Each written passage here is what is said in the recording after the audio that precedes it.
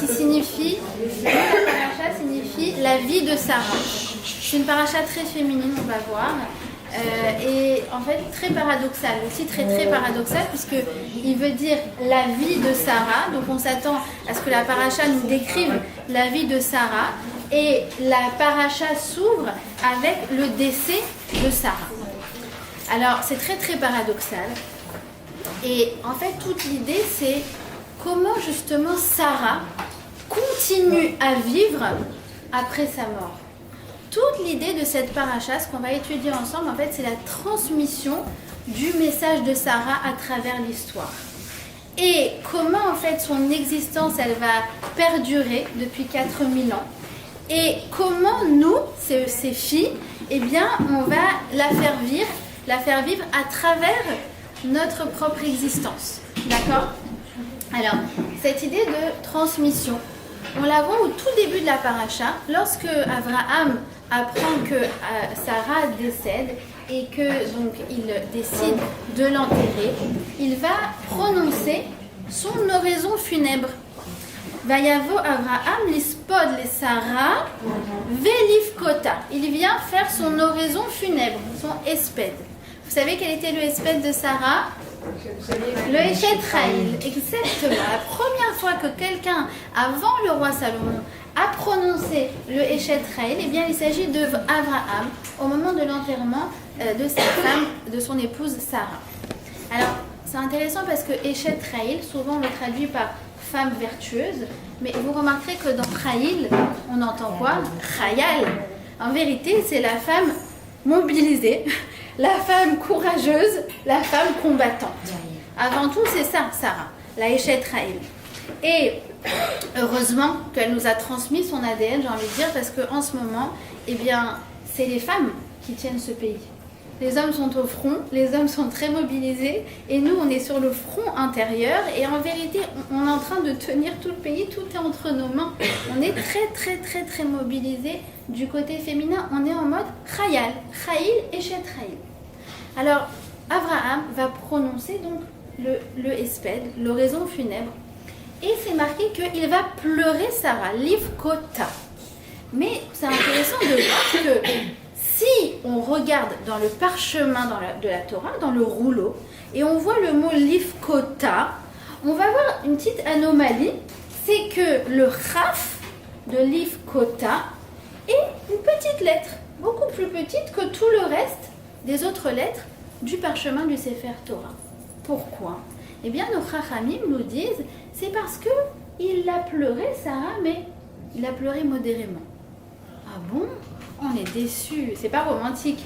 Parce que Sarah, c'est sa femme, son épouse, qui l'a accompagnée toute sa vie, qui l'a soutenue dans toutes les épreuves, ils ont tout passé ensemble. Elle lui a donné sa confiance intégrale, elle l'a suivi partout. Lui, il faisait les cours pour les hommes, elle faisait les cours pour les femmes. C'est vraiment le modèle du couple. Comment ça, il a pleuré modérément ? Ben en fait, regardez, on fait un petit jeu comme ça, et on enlève carrément le chaf. Ce petit chaf qui est petit, hop, on l'enlève. Ça donne quoi ? Ça donne le mot lébita. Il a parlé de Sarah à sa fille, à ses filles. En fait, il nous parle à nous de Sarah. Et il nous dit, tu sais pourquoi ? Même quand Sarah décède, on parle encore de Chayé Sarah, le nom de la paracha, Chayé Sarah, parce qu'en fait, elle vit à travers toi. Sarah, son existence, elle continue à travers ta propre existence. Et ça, c'est le message de Abraham. Et c'est la consolation de Abraham. Parce que s'il sait déjà en avance que ses filles, elles vont perdurer son message, alors vous êtes d'accord qu'il y a de quoi pleurer de manière modérée. D'accord ? Alors, on va essayer de voir donc avec quoi s'ouvre notre paracha. Notre paracha s'ouvre avec une Sarah qui meurt de chagrin. Elle meurt de peine. Pourquoi ? Parce qu'elle a entendu que Abraham allait sacrifier Yitzhak, la Akedat Yitzhak. Cette Akedat Yitzhak, c'est quelque chose de central dans notre Torah.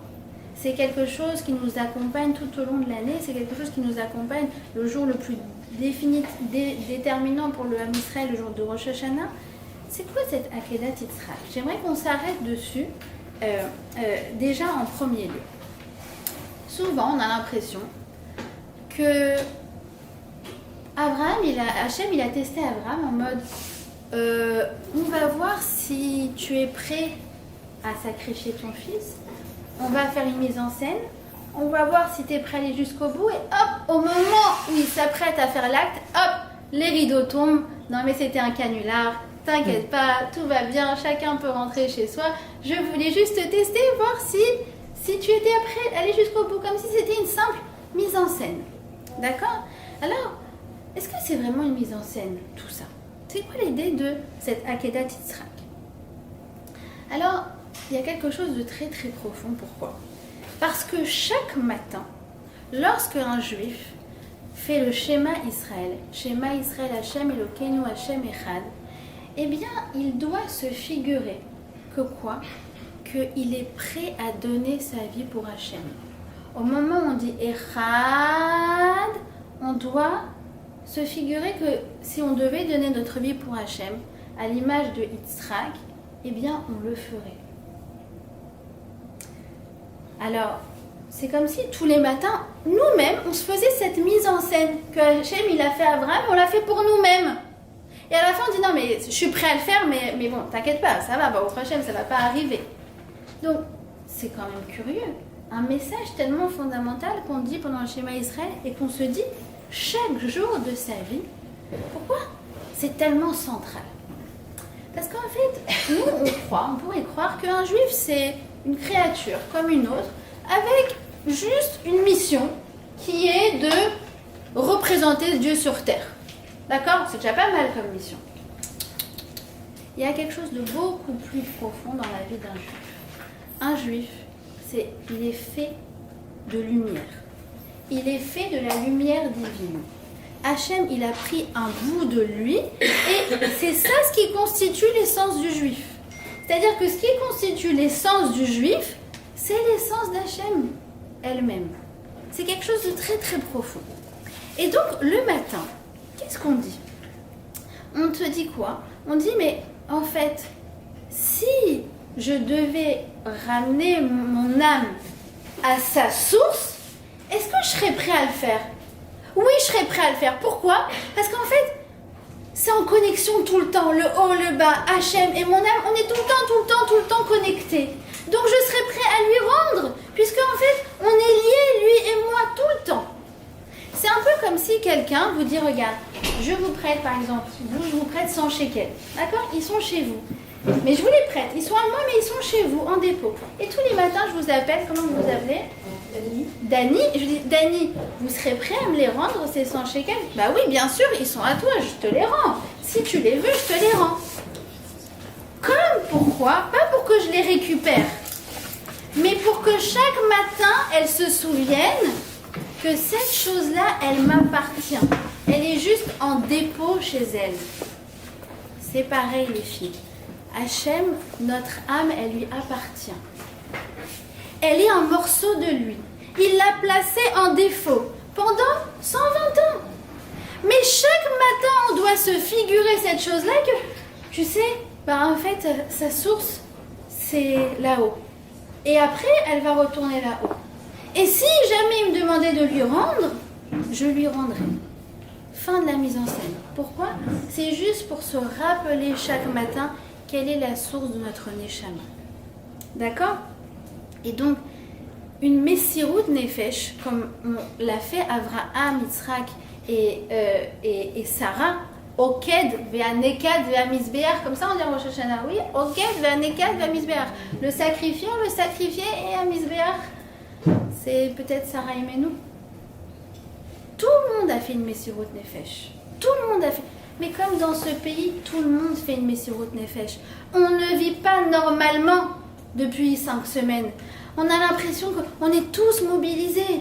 Mobilisés parce que les enfants sont plus à la maison, mobilisés parce que le mari il est en réserve, mobilisés parce que on fait du volontariat, mobilisés juste parce qu'en fait on est en train de prier, mobilisés parce que comme Anaïs on organise des chaînes de Télim le jour comme la nuit, on est mobilisés. Alors on a l'impression que, en fait, on restreint notre cadre de vie. En vérité, c'est le contraire. On agrandit notre neshama. En fait, la Messirut Nefesh, telle que l'a expérimenté Abraham, Yitzhak, c'est pas une perte de vie. Au contraire, c'est un agrandissement de vie. Et c'est ça qu'on doit se dire chaque matin. On n'a pas une vie, nous les juifs, une vie de train-train quotidien, métro, boulot, dodo. On a une vie qui est difficile, qui est engageante, qui est mobilisante. Mais on a une vie pleine de sens. Une vie pleine de sens. Et donc chaque matin, quand on se rappelle ça, quand on fait le schéma Israël, on se souvient que notre vie, elle dépasse le cadre spatio-temporel de notre petite vie. Elle a un goût d'éternité et elle a un goût de divin. C'est ça dont on doit se souvenir chaque matin. Et vous remarquerez qu'à la fin de la Akedat Yitzhak, bien nous on croit que ça y est, ils sont juste rentrés chez eux. Non. À la fin, qu'est-ce qui se passe? Vaikare Avraham Shem Hamakom Haou Adonai Irae Asher Ye'amer Hayom Behar Adonai Irae. Il a appelé cet endroit le Hashem Irae. Il a en fait découvert le lieu qui allait être propice à être la présence d'Hachem sur terre. Je parle du Harabaït. Tout d'un coup, il ne savait pas que c'était là, lui. Qu'elle allait être construit le Beth Amikdash, que la Shrina elle allait descendre, que ici ça allait être en fait la connexion, le Wi-Fi entre Hachem et le peuple juif pendant 1500 ans. Et tout d'un coup, ça lui a été dévoilé au moment de la Akedat Yitzhak. Alors c'est pareil, à chaque fois qu'un juif fait une Messirut Nefesh, et comme nous on le fait chacune à son niveau en Israël, et comme en France ou ailleurs, en Routslaret, ils le font dans le sens où ils sont mobilisés aussi, mais en plus ils sont à risque, avec tout cet appel à la violence, cette incitation à la violence. Et nous, on est inquiets pour eux. Allô, comment tu vas? Non, ça va, tout va bien. Et eux, ils nous disent, et toi, comment tu vas? Non, ça va, tout va bien. On est plus inquiets pour eux que pour nous, et vice-versa, c'est trop mignon. En tout cas, quoi qu'il en soit, un juif, il aille en ce moment à la synagogue, qu'il dépense ses enfants à l'école juive, mais c'est une Messirut Nefesh. Et quand on fait ça, on agrandit notre vie. On agrandit notre vie, on dit regarde, tout ça en fait ça dépasse juste le métro, boulot, dodo, le train-train quotidien. C'est quelque chose qui est complètement au-delà de ça. Et je suis prêt à prendre ces risques parce qu'en fait ma vie, elle n'appartient pas à cette terre. Ma vie, elle appartient à quelque chose de céleste qui s'élève au-dessus de ça. Et quand un juif il fait ça, qu'est-ce qu'il fait? Il mérite que se dévoile un peu plus le Harabaït. C'est-à-dire que quoi? Qu'en fait il rapproche la Géoula. Quoi? Mais j'ai juste déposé mes enfants à l'école en Khana ce matin. Bah oui, mais cette chose-là, sache que ça s'appelle une Messirut Nefesh, au même prix que Yitzhak Avinu, et ça a le mérite de rapprocher le Mashiach. D'accord? Donc, c'est quelque chose de très très très très essentiel. Maintenant, j'aimerais donc approfondir cette notion de sentiment qu'on doit se créer tous les matins. Le sentiment qu'on doit se créer chaque matin, quand on fait le schéma Israël, c'est un exercice pour, comme je vous ai dit, se rappeler que notre vie, elle appartient à Hachem. Maintenant, j'aimerais approfondir cette notion d'émotion, de sentiment. Pourquoi? Parce que en ce moment, eh bien, on est très préoccupé, pris par tous nos sentiments. J'ai l'impression que Hachem nous a mis dans un accélérateur de particules d'émotions, avec tout ce qu'on entend. Les témoignages, on parle à quelqu'un, on entend quelque chose, on assiste à un cours de Torah, on entend une chanson alors que c'était une chanson pump it up et on se met à pleurer, on ne comprend pas. On est toutes en état d'agitation émotionnelle comme on n'a jamais été. D'accord? Ça fait 5 semaines que rien nous fait rire ou pleurer, ou on ne sait même plus quoi donner de la tête. Et surtout, comme on entend beaucoup de choses en ce moment, alors il a dit Rav Jacobson, En mitzvah le'arbot b'shiurei Torah. Il n'y a pas une mitzvah d'écouter plein de cours. Il a dit qu'il faut écouter les personnes qui nous font du bien, qui ont la hirat shamaim, qui nous font du bien et qui nous font avancer. Voilà. Et on se contente de ça. Parce que sinon, un il dit ça, l'autre il contredit ce qu'il a dit, et en fait on sort avec de la confusion plus qu'autre chose. Donc, j'aimerais approfondir un peu ce magma de sentiments dans lequel on peut se trouver en ce moment. Vous savez, le mot sentiment se dit donc regesh. Regesh, c'est les mêmes lettres que gesher. Gesher, c'est un pont. Un sentiment, il a en fait une vocation à créer un pont, à créer un lien, à créer une construction, quelque chose de nouveau chez moi. Oui. Et si je ne fais pas ça, si je reste avec ce sentiment sans en faire quelque chose, alors là j'ai les lettres qui s'inversent. Au lieu que ce soit gesher, ça devient quoi? Ça devient garesh. Et garesh, c'est être froid, c'est une insensibilisation, c'est être pétrifié par ces sentiments. Alors c'est quoi? Comment on fait pour passer de regesh avec tous ces sentiments qu'on a et qui, je peux vous dire, moi ça peut, comme c'est dimanche matin et lundi matin, ça peut m'empêcher de sortir de mon lit. Comment on fait pour passer de ça à quelque chose de constructif? Bah c'est très simple. Oh.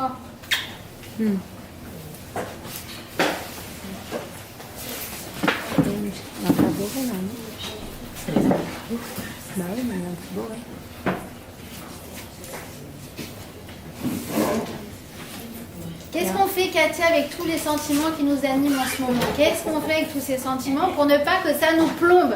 C'est la question que je suis en train de poser, parce qu'on est toutes en état d'agitation émotionnelle avec tout ce qu'on entend, et il y a un moment où c'est contre-productif. D'accord? Or, Hachem, qu'est-ce qu'il veut? Il veut qu'on fasse quelque chose de ce qu'on est en train de vivre en ce moment, et non pas qu'on reste pétrifié. Eh bien, c'est très simple. Pour passer de regesh à gesher, pour passer du sentiment à la construction, il faut que ce sentiment que j'ai, je le retranscrise dans des actes. Par exemple, je suis angoissée, je suis pas bien. Va faire quelque chose. Fais un thé à ton mari, qui lui est là alors que tes copines, ils sont réservistes. Profite. Je suis angoissée, les enfants qui sont à Gaza. Mais tu sais qu'est-ce qu'elle te dirait, une mère? La mère de Kfir, qu'est-ce qu'elle te dirait? Prends ton bébé et fais-lui des milliards de bisous, mange-le de bisous. Prends ce sentiment de « je suis angoissée, ils sont sur le front » et va ouvrir ton livre de Tehillim. Je suis angoissée, tu te rends compte qu'est-ce qui s'est passé? Va faire une tfila. En fait, il faut prendre ces sentiments et je vous ai dit, il n'y a pas une mitzvah d'avoir plein de sentiments en ce moment et genre dès que tu as terminé l'émission de I24 et tu es déprimé, tu te mets la liste de Schindler. D'accord? C'est le travers dans lequel... Non, tu as une émotion, vas-y maintenant, passe à l'action, fais quelque chose. Pourquoi? Parce que si tu fais pas ce mouvement de gesher, qui est un mouvement constructif, alors ça devient garesh. C'est quoi garesh? T'es pétrifié. Pétrifié parce que t'as une accumulation de sentiments qui chez toi crée une confusion et t'arrives pas à sortir de ton lit et tu sais plus quoi faire et tu sais plus comment avancer. C'est ce comportement dans lequel on se retrouve. Parfois, peut-être pas vous, mais moi, dans lequel je me suis retrouvée pas mal de fois depuis 5 semaines. Alors, c'est extraordinaire. Pourquoi? Parce que quand on fait ça, comme par exemple, nous, à la synagogue, il y a des bénévoles, une équipe de bénévoles exceptionnelle. Ils ont en fait aménagé toute la cuisine de la synagogue avec une logistique incroyable et ils préparent 100 à 150 repas par jour et qui vont faire livrer aux familles qui sont réfugiées à Tel Aviv, familles du Sud. Et donc ça s'est mis en place comme ça en 3-4 jours de manière incroyable. Et tous les gens qui ont fait du bénévolat, qui ont fait du bénévolat là-bas, ils sont ressortis. Ça m'a fait du bien, j'ai fait quelque chose. Au lieu d'être dans mon lit rasratique à regarder Kalita pour le 50e témoignage, j'ai fait quelque chose. Alors c'est extraordinaire, pourquoi? Parce que, vraiment ça sert à quelque chose, là, ton sentiment. Vous savez, le sentiment c'est comme un combustible. Soit ça te fait avancer, soit ça te brûle. D'accord? Donc c'est pareil, là, j'ai renvoyé la balle, ça m'a fait avancer, j'ai fait quelque chose, j'ai aidé, j'ai truc. Ouais. Non seulement donc ça aide véritablement, t'es mobilisé, t'es là, t'es sur le terrain, t'es khayal. Deuxièmement, c'est thérapeutique parce qu'après tu sors à la pêche. Et troisièmement, c'est autant de mérite que tu donnes au clan d'Israël. D'accord? Donc, on doit passer à l'action. On doit être mobilisé. Et pas rentrer dans un truc dramatique et en fait qui nous démobilise justement. Non, on a besoin de nous, on doit être là, présente sur le front. Chacune dans le front qu'elle sait où elle doit être. Et chacune, elle sait où elle doit être. Mais elle n'a pas le droit de manquer au rendez-vous. Pas le droit de manquer au rendez-vous. D'accord? Alors ça, c'est le secret de Sarah. Pourquoi? Parce que Sarah, Shne Chaye Sarah Mea Shana, donc les 5 premiers mots de la paracha, la vie de Sarah. Regardez qu'est-ce qu'il dit le Balatourim. Les 3 premières lettres, par exemple, de Sarah Mea Shana, ça fait quoi? Ça fait Shemesh. Sarah, c'était un soleil. C'est quoi un soleil? Eh bien, un soleil, c'est comme nous, quelqu'un qui a beaucoup d'énergie. Et attention, il va voir à lui s'il le garde pour lui, parce qu'il va imploser. Alors, qu'est-ce qu'il fait le soleil toute la journée? Il donne, il produit, il donne la chaleur et il donne de la lumière. Et ça, c'est Sarah Imenu, et ça, c'est nous. T'as plein de sentiments en ce moment, t'as un combustible de sentiments, mais donne de la chaleur, donne de l'affection. Moi en ce moment, dès que je vois quelqu'un à l'école, une mère à l'école, je lui prends dans les bras. Ça va, oui, ça va ma chérie. Ça, genre j'ai jamais autant abondé d'affection en ce moment. Donne de l'affection, donne de la lumière, partage. Et ce qui est extraordinaire, je ne sais pas si vous avez remarqué, que quand tu te mets à rassurer quelqu'un, tout d'un coup, toi qui étais en fait autant angoissée qu'elle avant de prendre la parole, non mais tu sais, tout est Minachamaï, non mais tu sais, la Géoula, on avance, tatati. Alors que même toi tu t'entends dire le disque et tu sais que tu crois pas vraiment. Mais à la fin tu dis, mais je suis renforcée. Même moi je me suis rassurée moi-même en rassurant quelqu'un d'autre. C'est ça le Shemesh. Le Shemesh, il donne et en fait lui-même il est bénéficiaire de ce qu'il donne. Et ça c'est Sarah Imenu. Vous savez, Sarah Imenu, elle n'a pas une vie facile. Elle a partagé 10 nisyonot, 10 épreuves avec Abraham. Et il nous dit, le Sfat Emet, il nous dit, vous savez, c'est quoi le secret de Sarah Imenu? C'est quoi son secret à Sarah? Il dit, comme ça, c'est écrit, Kol Hashanim, toutes les années de Sarah, donc elle avait eu 127 ans, elles étaient toutes les années, elles étaient Shavin Letova. Kol Hashanim Shavin Letova. Toutes ces années étaient égales en bonté. Le Sfat Emet, il dit non, lis différemment. Kol Hashanim Shavim Lema Letova. Toutes ces années, elles étaient tournées vers une chose, un message, à Kol Letova. Sarah, elle a eu beaucoup d'épreuves. Elle a eu beaucoup de up and down. Et je suppose que comme nous, il y avait des matins où elle avait du mal à sortir de son lit. Mais il y avait une chose qui l'a portée, Sarah. C'est quoi? Hakol Letova. Tout a un but. Tout a un sens. Chaque chose que je fais est récompensée. Et chaque chose qui m'arrive est nécessaire dans le déroulement final qui sera positif. Et sans cette chose-là qui m'est arrivée en chemin, qui m'était pourtant très désagréable, on n'aurait pas pu arriver au dénouement. Et c'est ce qu'elle se répétait matin, midi et soir. Kol Hashanim Shavin Letova. Ça, c'est comme moi, une histoire que j'adore lire à mes enfants, c'est l'histoire de Nahum Ish Gamzu. Vous la connaissez? Oui. Alors, il y a plusieurs histoires. Mais bon, normalement je la lis, bon, c'est une histoire pour enfants. Mais là, je la relis là, à l'image de Letova. Alors, c'est quoi l'histoire de Nahum Ish Gamzu? Nahum Ish Gamzu, donc, c'était donc un des maîtres de Rabbi Akiva. Et son motto dans la vie, c'était Hakol Letova. Il a une galère, Hakol Letova. Il a une crevaison sur la route, Hakol Letova. Il a raté la sortie d'autoroute, Hakol Letova. Et son fils, il a été renvoyé de la yeshiva, Hakol Letova. Tout est Hakol Letova. Hakol Letova. Alors, un jour, il y a eu un décret, c'était après la destruction du Beth Amikdash, donc on était sous la gouvernance de Rome, et il y a eu un décret terrible pour les Juifs qui se trouvaient en Judée. Et donc, les Juifs ont dit, on va amadouer l'empereur, on va lui envoyer de l'argent, des trésors, des pierres précieuses, et Nahum Ish Gamzu, ça va être notre émissaire. Donc, ils prennent un coffre, et ils remplissent, ils mettent plein de pierres précieuses, de perles, de l'argent, de l'or, tout ça. Allez, Va maintenant, Nahum, tu vas jusqu'à Rome, depuis la Judée, et tu vas déposer ça à l'empereur. Tu vas lui montrer le cadeau que lui ont fait les Juifs. Pas de problème. Nahum, il met le coffre sur son âne et il part en route. Au milieu de la route, il s'arrête dans une auberge. Certaines connaissent déjà l'histoire. Et en fait, les aubergistes se rendent compte que dans ce coffre, il y a beaucoup de pierres précieuses, etc. Pendant qu'il dort, qu'est-ce qu'ils font? Ils vident le coffre-fort, ils remplissent ça avec de la terre. Et lui, il ne s'est pas rendu compte de ce qui s'est passé.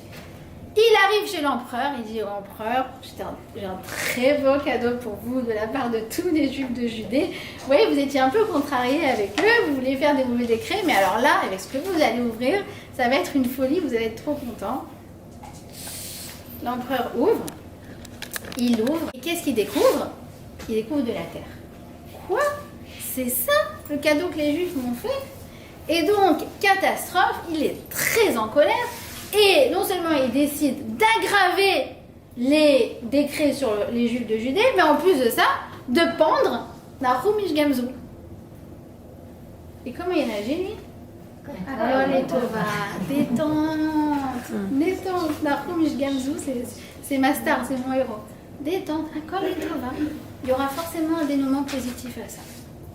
Qu'est-ce qui se passe juste après? Il y a un ministre qui arrive qui dit: ah, mais attendez, c'est peut-être de la terre spéciale. Vous savez que Abraham, son ancêtre, lui, il avait une terre que, quand on en avait parlé d'ailleurs dans un cours ici, quand il envoyait la terre, elle se transformait en flèche et comme ça, on peut conquérir des territoires et vaincre des ennemis. Ah bon? Ben, il va essayer ça, l'empereur.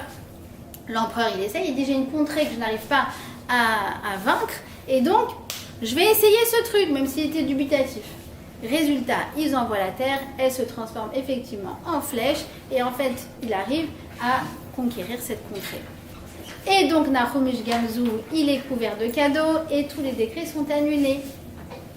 Non, vous allez me dire, mais c'est mignon, mais c'est une histoire d'avant, quoi, avec un dénouement surnaturel. Mais pourquoi Nahum Ish Gamzu, il a mérité d'avoir un dénouement surnaturel? Parce que il a eu une émouna surnaturelle. Parce que pour rester détendu alors que l'empereur, il va te zigouiller et qu'il a des bonnes raisons de te zigouiller, je peux te dire que c'est une émouna surnaturelle. En vertu de sa émouna surnaturelle, dénouement surnaturel. Et c'est ça qu'on doit se projeter en permanence. Akol letova. Yetov, od metat yetov. Il a dit ça, Rabbi Jacobson. Ça va être bien et bientôt ça va être bien. Et je me le répète en boucle. Yetov, od meat yetov. Yetov, od meat yetov. Je me répète comme un mantra. Od meat yetov. Il y a une femme qui m'a bouleversée, qui a, dans une soirée un rassemblement de prières des mères des kidnappés, elle a été voir la rabbinite Imam Mizrahi après sa conférence et elle lui a dit comme ça, elle lui a dit: Takshivi anilo datia, moi je ne suis pas religieuse. Aval shamati beyalduti, j'ai entendu dans mon enfance l'histoire de Moshe que sa mère a posé sur le fleuve et qui a été et Batia l'a vue, la fille de Pharaon, et elle a été très attendrie par ses pleurs et finalement elle a décidé de l'adopter et de s'occuper de lui.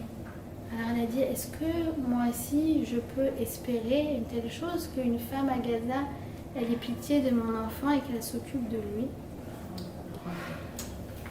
Et elle lui a répondu comme ça, elle lui a dit: Zelorakshe atirola atrayevet. Elle lui a dit: c'est pas seulement que tu peux, c'est que tu dois. Parce que en vertu de quoi Moshe Rabbeinu a été sauvé? En vertu de sa sœur, Myriam, qui était persuadée qu'il y aurait un dénouement positif. Vatetsev achota. Myriam, elle s'est tenue devant le Nil pour voir ce qu'il allait être de Moshe. Vatetsev, elle est yetziva, elle est stable, elle est forte. Dans quoi? Dans sa émouna.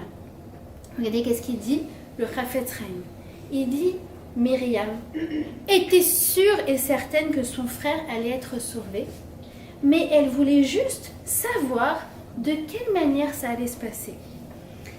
Et le fait qu'elle se soit persuadée que ça ira bien, c'est ça qui a fait que la providence divine, elle a envoyé Bathia Bat Paro. Il dit comme ça, il dit, sache, chez Bechol et chez Tzara Vetsuka, Teda ki basof tavo arva ve'atzala. Sache que dans un moment de souffrance, sois-en sûr que la délivrance viendra.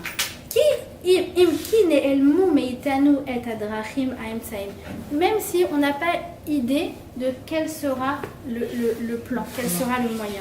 C'est-à-dire que même si on ne voit pas de solution possible au problème, on ne doit jamais désespérer. On doit toujours se projeter du bien, quand bien même la situation nous paraît statistiquement impossible. Impossible! Mais le fait de se projeter du bien et de se dire, regarde, Hachem, ça m'a l'air mort. Mais Ata Kol Yachol, toi tu peux tout. Alors ça vient renforcer l'intervention d'Hachem dans ton histoire. C'est très très très puissant. Comme un moment d'otage qui a... C'est comme Margalit, c'est j'ai deux héros, C'est Naomi Gamzour et Margalit, la mère de Hori. Oh là là. Je me repasse en boucle, ça a Frachat Rala, et Rachel aussi, Rachel et Derry, c'est aussi mon... C'est les héros, mais quand viendra la Géoula, les gens qui donneront des cours, ce ne sera pas moi, ça sera eux. C'est les héros cachés, c'est les vrais tzadikim, les vrais gens qui sont cachés, qu'on ne les voit pas, ils ne font pas des conférences. Mais leur vie, c'est un cours de Torah, c'est un shiur Torah. Juste tu la regardes qui fait ses gâteaux et tu dis, c'est un cours de Torah cette femme. Elle est exceptionnelle. Et comment cette femme Margalit, elle a dit, elle est sa fille, elle est à Gaza, Birlam. Et elle dit, Hachem, je t'aime, Ani Ohevet Otra. Merci pour tout ce que tu m'as donné. Ah, c'est incroyable, vraiment c'est incroyable. Regardez ce qu'il dit le Zohar. Kol hamadbek marshavto bechesed, chesed shofea alav. Kol hamadbek marshavto bedinim, dinim pogimbo. Tout celui qui concentre ses pensées sur le bien attire le bien se déverse sur lui. Et attention, si on se laisse emporter par nos idées noires, parce qu'elles peuvent arriver en ce moment, c'est pas grave si elles arrivent, d'accord? Mais de s'enfoncer dedans, alors là, ça pas bon, ça attire des dynimes, ça attire des mauvaises choses. Donc il faut toujours switcher. Je vais vous dire, en ce moment, le travail qu'on doit avoir, c'est un travail d'update. En permanence. C'est comme ça que je dois refaire le software là. Non, ça marche pas. Il y a une heure, j'étais de bonne humeur. Allez, à coller, tout va y arriver. Et après une heure, non, mais ça va pas, c'est la cata. Et on update. Pourquoi? Parce qu'il y a une puissance dans le fait de projeter un dénouement positif. Est-ce que le dénouement sera vraiment positif à la fin? Je n'en sais rien, je ne suis pas devin. Mais je sais que le fait de me projeter des dénouements positifs aura eu un impact sur cette histoire. D'accord? Il a dit Ben Gurion, je ne connaissais pas celle-là, j'ai découvert cette semaine. Be'Israël gdeliot metsiuti atachayav la min benissim. En Israël, être réaliste, ça s'appelle d'accord? Et croire aussi qu'il y a une réalité spirituelle qui influence la réalité matérielle. En fait, on a une guerre sur deux fronts. On a le front terrestre, et il est important, mais en vérité, on a le front spirituel qui vient impacter le front terrestre en permanence. C'est nos télim, c'est notre filote, c'est absolument tous les chesed et toutes les bonnes actions et toutes les mitzvot qu'on fait. On voit que par la vertu des 127 années que Sarah a vécues, alors 2000 ans plus tard, on va être sauvé du décret de Haman sur 127 provinces. Je dis, mais c'est incroyable. Ben oui, mais tu sais, chaque chose qu'elle a fait, chaque petite prière, chaque petite bracha, chaque petite mitzvah, ça a des répercussions infinies. Et il y a des miracles. C'est avec vous qu'on en parlait tout à l'heure. on entend des histoires. Non, c'est des audios WhatsApp de gens qui te disent écoute, il s'est passé un truc là, c'est le mari de ma copine qui vient de rentrer de Milouim et qui m'a raconté ça. L'autre, c'est des histoires de première main. Une, j'ai reçue il y a 1 heure. C'était quoi? Incroyable. Donc, il y a un soldat qui est avec sa plouga, comment on dit plouga, son unité. Et ils sont dans Gaza, mais ils ont conquis le Shetar, et donc du coup, ça va, ils sont tranquilles. Ils se disent, on va s'asseoir, on va manger. Et ils se mettent à manger, et lui, comme ça, il veut jouer avec son arme. Apparemment, voilà, c'est un jeu qu'ils font en ce moment. Il veut jouer comme ça avec son arme, et bam, il y a une balle qui part. Oh, ça va, tout va bien, tout va bien, tout va bien. Oh, Rachel, tout va bien, tout va bien. Oh, Rachel, il se retourne. Et il voit un terroriste qui sortait du tunnel avec une grenade dans la main. Mouchette. Première main, je l'ai reçue il y a 1 heure cette histoire. Mais j'ai pas reçu que celle-là, je pense que vous en avez toutes reçues. Et même les. J'aime pas dire mon nom, Chiloni. Comment on dit Chiloni? Les juifs qui ne pratiquent pas la Torah et les mitzvot parce qu'ils connaissent pas encore. Voilà, c'est comme ça. Chez moi, c'est un mot interdit. On n'a pas le droit de dire ça. Ça n'existe pas un juif Chiloni, ça n'existe pas. Et c'est la preuve. Pourquoi? Parce que même les mefakdim qui sont pas religieux, mais je vous en prie, mais priez. Parce qu'en fait, on vit sur des nissim, on vit sur des miracles. Et tout ça, c'est nous. C'est le front intérieur, c'est le front des mitzvot, c'est le front des télim. Et c'est le front de leur messirout nefesh. Parce que pour qu'un soldat, il dit, moi, je vais combattre et je me mets à risque pour le Ham Israël, comme l'a fait Yitzhak, comme l'a fait Abraham. C'est tout ça, c'est la même histoire depuis 4000 ans. Quel mérite c'est pour le Ham Israël. Mais quel mérite. De la fête qui n'était pas religieuse, etc. Et qui, comme ils ont été sauvés, ils sont devenus pratiquement. Alors, j'aimerais étudier une avant-dernière chose avec vous, qui est juste magnifique, que j'ai entendu de Yimam Mizrahi. C'est un enseignement de Rabbi Nachman. Moi, j'admire beaucoup les gens qui étudient et enseignent Rabbi Nachman, parce que pour moi, c'est très très obscur. Et heureusement qu'elle l'a expliqué dans le cours, parce que sinon, j'aurais été incapable de l'expliquer. Alors, il dit comme ça. Il dit Vayatse Yitzhak la soir Bassadé. Donc, on est après la Hakadat Yitzhak, après l'enterrement de Sarah, et Abraham veut marier Yitzhak. Et Yitzhak fait une prière. C'est la première fois qu'on institue la prière de Mincha. D'accord? Il sort dans les champs et il va parler avec son créateur. Première chose, première fila de Mincha et première Idbodedut d'ailleurs, la soir Bassadé. Et il nous dit Rabbi Nachman, Vayetse Yitzhak la soir Bassadé, Vav Yud Lamed Bet, ça donne le mot Yevul. Yevul veut dire récolte. Il dit, il y a un lien très fort entre la guerre, la terre et le couple. Ah bon? Alors quoi, pardon? Et le couple, l'amour. Il dit comme ça. Accrochez-vous 2 minutes et après vous allez voir ce que ça signifie. Il dit que quand il y a des guerres, alors il y a du sang innocent qui est versé. Et ce sang innocent, il est versé dans la terre. Et donc la terre, elle ne veut pas émettre ses édimes, sa rosée qui va lui permettre de faire germer la récolte. Elle refuse la terre. Elle est en revendication, la terre. Et qu'est-ce qui se passe? C'est que la récolte, voyant ça, que la terre ne veut pas faire son travail, parce qu'elle a absorbé tout ce sang innocent, eh bien, la récolte, elle se met à prier. Elle dit, Hachem, s'il te plaît, Tegashem oti, réalise-moi. Fais en sorte que je pousse, fais en sorte que je nourrisse, fais en sorte que j'apporte du bien au monde, fais en sorte que je fasse vivre. Oui. Eh bien, en fait, Yitzhak, dans cette prière, il prie pour quoi? Il prie pour fonder une maison. Il prie pour fonder un foyer. On a l'impression qu'en ce moment, tout ce qui est sujet de couple, de romantisme, de shalom bayit, de shidurim, tout ça, c'est genre futile. C'est à côté. Non, mais c'est pas du tout l'heure du moment là de faire un shidur, d'organiser un shidur. Mais attends, c'est futile là, c'est pas d'actualité. On n'a pas du tout la tête à ça. Yitzhak, quand il fait cette prière, il dit quoi? Il dit, moi aussi, je veux me réaliser. Moi aussi, je veux faire germer un foyer. Moi aussi, je veux donner du bien à ma femme. Moi aussi, je veux ça. Il fait en fait exactement la même prière que la terre.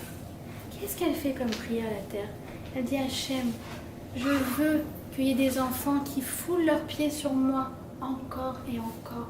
Je veux qu'il y ait des enfants qui courent sur moi et qu'ils aillent au GAN et qu'ils reviennent à l'école. Je veux quoi? Je veux de la vie. La terre d'Israël, elle pleure parce qu'elle a du sang. Et elle dit quoi? Elle dit non, je veux que la vie reprenne. Je veux que vous vous mariez. Je veux que sur ma terre, il se passe des choses de mariage, des choses de couple, des choses de shalom bayit. Je veux tout ça. Parce que c'est la raison pour laquelle on a quoi? On a cette terre. C'est la maison juive. Donc elle veut qu'on construise nos foyers. Et regardez comme c'est extraordinaire. Ce mois d'octobre, on a eu cette catastrophe. En parallèle, à l'hôpital de Shaare Tzedek, ils n'ont jamais eu autant de naissances. 1823 naissances. Au mois d'octobre, Leïnara Baruch Hashem. Les mariages dans les bases. Voilà, j'allais en parler. 60 naissances par jour. C'est exceptionnel. Ils n'ont jamais eu autant de naissances depuis des décennies. En fait, c'est la première fois de toute l'histoire d'Israël, c'est la première fois qu'ils ont autant de naissances. Baby boom! Baby boom! Mais ça, c'est la prière de la terre. La terre, elle veut de la vie. Elle veut ses enfants qui courent, elle veut des naissances, elle veut tout ça. Et comme vous l'avez dit à juste titre, les mariages psissi. Moi j'appelle mariages psissi parce qu'ils sont très basiques et ils sont dans les bases. D'accord? Donc c'est psissi. Vous avez vu le mariage psissi ou pas? C'est exceptionnel. Il est en madim, il est en uniforme. Elle a une robe comme ça qu'elle a dû prendre chez sa copine. Voilà le truc. Et ils sont là. Ariat Mekoudeshet Libetabat Zokedat Moshe Israël. Et t'es là, t'as envie de leur faire alors que t'es devant ton téléphone. C'est ridicule. Mais tu vis ça avec eux. Combien? Tous les jours du mariage. Ah, mais moi je pleure. Non, mais de toute façon, j'arrête pas de pleurer. Vous avez compris? C'est ça ce qu'elle veut, la terre d'Israël. Elle veut maintenant, Dafka, qu'on s'occupe de Shidduchim. Elle veut Dafka maintenant que celle qui avait décidé de faire une pause, elles arrêtent la pause et elles donnent la vie. Elle veut absolument maintenant que voilà, la thérapie de couple qu'on devait faire avec notre mari, c'est maintenant que tu dois la faire. Sinon tu vas la faire quand? Quand est-ce que tu vas vraiment te rapprocher de lui? Tout ça, elle veut qu'on fasse, la terre. Parce qu'elle dit quoi? Elle dit mais c'est ma raison d'être. Vous vous battez pourquoi? Pas pour juste la terre physique. Ça, vous pouvez en avoir en Ouganda. Non, vous vous battez pour la terre d'Israël, pour les maisons d'Israël, pour le clan d'Israël, pour la maison juive. C'est pour ça que vous vous battez. En fait, la maison juive, c'est à la fois le moyen de gagner cette guerre et la raison de gagner cette guerre. On n'aura pas plus grande vengeance que quand tout se sera arrangé, Bezrat Hashem, ils vont reconstruire les kibbutzim. Et ils vont remettre les gannes. Et les enfants, ils retourneront apprendre la Torah là-bas. Comme là, on a vu le set du kibbutz Berry. Et ils ont fait, en fait, les soldats, ils font la tefila là-bas tous les jours. Et on est là comme ça, on dit, voilà, c'est ça. C'est le but de cette guerre. C'est de reconstruire tout ça. Ils ont planté un arbre à Gush Katif. Allez.